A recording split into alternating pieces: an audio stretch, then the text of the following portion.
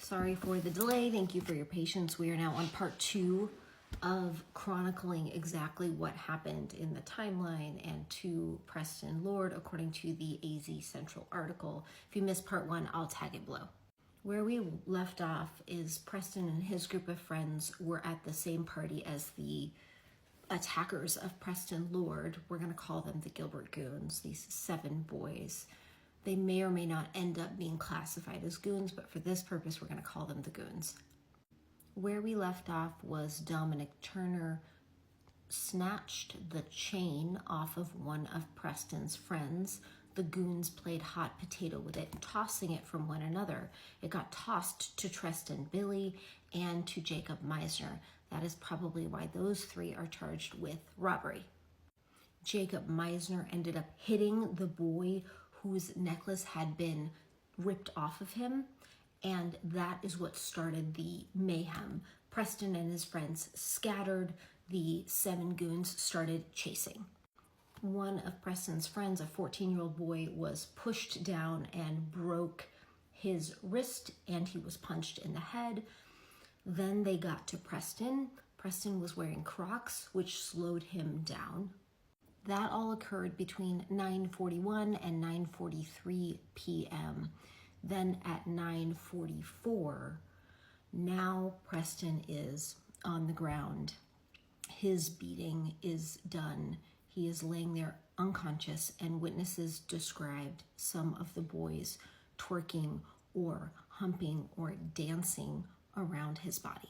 The goons dispersed, but they were not done fighting. Remember I said that there were other fights that were happening at this time? Well, Meisner, Renner, Sherman, and Turner ran into another group of teens. One of the goons shoulder-checked a member of the other group. They squared off and then started fighting. Dominic Turner got hit hard in the face and was knocked out, dropped down in the street. It was only then that the homeowners of the original party even realized there was a party going on and started to square off and get children out of their house. They never called 911. By 9:49, one of Preston's friends called 911. That is the 911 call that has been released. Some of you may have heard it in that call. He describes that Preston had been knocked out and unconscious, that lifeguards were helping him into a safe position and doing CPR. He had not been breathing, and these lifeguards from Ahwatukee managed to find and bring Preston back to a pulse. The boy on the phone says that he had to move away from Preston because other people told him not to call the police, but he knew he needed to. He expressed that he didn't want his friend to die and that he was scared. By 9:55, 9:56, police had showed up.